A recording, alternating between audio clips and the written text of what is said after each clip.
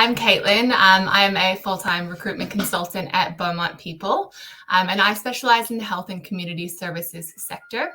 And in line with Mental Health Awareness Month, I'm joined here by Jordan, and he's a psychologist in the education sector. And we're going to talk today about how best we can support our colleagues in the workplace. And before we start, I just wanted to share a few recent statistics that we've grabbed from Beyond Blue. So 1 in 16 Australians is currently experiencing depression. 1 in 7 Australians is currently experiencing anxiety.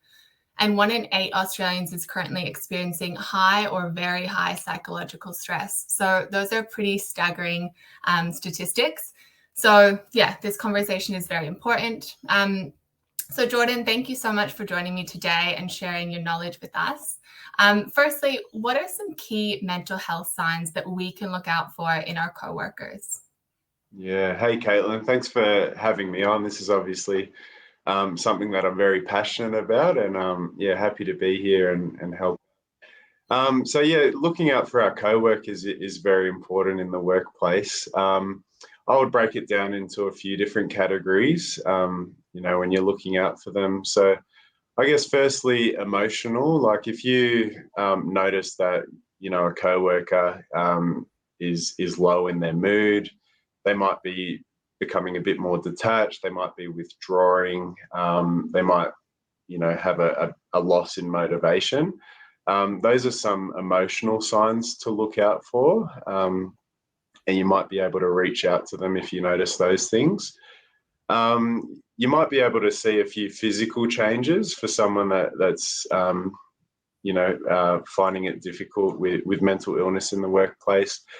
Things like fatigue, weight fluctuation, maybe some hygiene or self-care issues are also quite common. And then also some performance-based signs. So if you notice a significant reduction in their performance and productivity and their quality of work, that might also be a sign that colleague might be, battling some kind of mental illness. Yeah, that's great. And I suppose these are pretty much signs that we can be aware of for ourselves as well and try and identify in our own selves if we are going through a tough time. If we do see these signs, what are some of the next steps that we can start to take so that we're not crossing any professional boundaries, but we're also just being mindful of our co-workers? So that all kind of depends on your relationship with the person. You don't want to overstep, but you don't want to kind of let things slide by. So I would just say in general, as a general answer, just to be considerate and check in with that person, and just to remember, it's not your place, to pressure them into disclosing any type of personal information, but in the workplace, you're in a good position to just check in with them and see how they're going. And if you feel like, something, you check in with them and something's raised that's concerning or, kind of raises that red flag in your mind, then I would advise just to take that to a manager. If that co-worker is comfortable with that, just raise it with a manager, and regular check-ins would be beneficial too.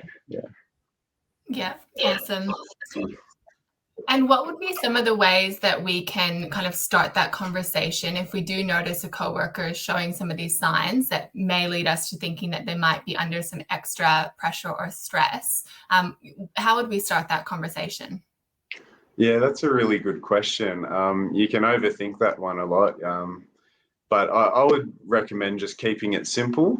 You can go about it indirectly and just kind of check in and say, hey, like, how are things with you? What have you been up to lately? And that would, give them an opportunity to talk about certain things if they feel comfortable. Or if you've got a good relationship with the person, you can be a bit more direct. You could say something like, hey, I noticed things have been a little bit off lately, or I noticed you've been a bit down. Is everything okay? So just keeping it simple. Just giving that person an opportunity to open up. I think you'd be surprised at how often people actually do open up in those scenarios, because you might be the first one to check in with them and ask if everything's okay. So. Yeah, absolutely. That's great advice. In the workplace, when would be that point when you would escalate it to a manager or someone above you? Yeah. So like I mentioned earlier, if you get into a position where you feel uncomfortable checking in with a coworker, then that would be a time to kind of just let a manager know, hey, I've noticed these things with this coworker. It might be worth checking in. But if you have had that conversation and they've opened up and disclosed certain things, then it just depends on what they disclose. So firstly, I would like to mention if there's any risk to that person's safety, then that has to be escalated straight away. So, and when I reference safety, I'm talking about disclosures around self-harm or suicidal thoughts. Their safety is the top priority. So that would have to be escalated to a manager. And then I guess a bit of unconventional advice, I would just say to follow your gut. If you talk to that person and you get a gut feeling that, okay, I think this person would benefit from some extra support that I'm not in the position to provide, then that would be a time to talk to a manager.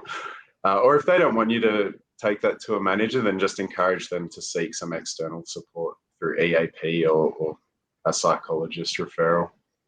Yeah, fantastic. And that kind of follows on to my next question about kind of what types of services might we see in the professional workplace? What are you seeing at the moment in the professional workplace around some of these mental health services and support?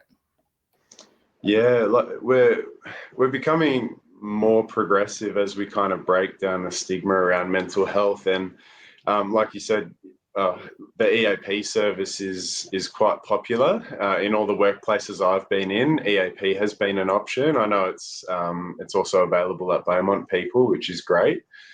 So accessing the EAP service is a good option for people in that situation, battling mental illness and going through tough times.